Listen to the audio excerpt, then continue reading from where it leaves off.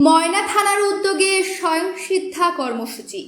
বাল্যবিবাহ, শিশু নির্যাতন, নারী পাচার, শিশুশ্রম, বধূ নির্যাতন রুখতে ময়না থানা পুলিশ প্রশাসনের উদ্যোগে স্বয়ংসিদ্ধা কর্মসূচি অনুষ্ঠিত হলো। ময়না থানার ওসি কাজল দত্ত মহাশয়ের উদ্যোগে ময়না থানার সকল অফিসার এবং স্টাফের সহযোগিতায় ময়না বালিকা বিদ্যালয়ে আজকে এই কর্মসূচি অনুষ্ঠিত হয়। আজকের এই স্বয়ংসিদ্ধা কর্মসূচিতে ময়না বালিকা বিদ্যালয় কর্তৃপক্ষ এবং সিনিয়র পদাধিকারী ব্যক্তিগণ উপস্থিত ছিলেন।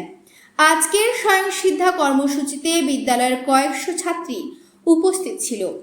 উপস্থিত বিশিষ্ট ব্যক্তিগণের কাছ থেকে গুরুত্বপূর্ণ তথ্য জেনে ছাত্রীরা আরও বেশি সচেতন হয়।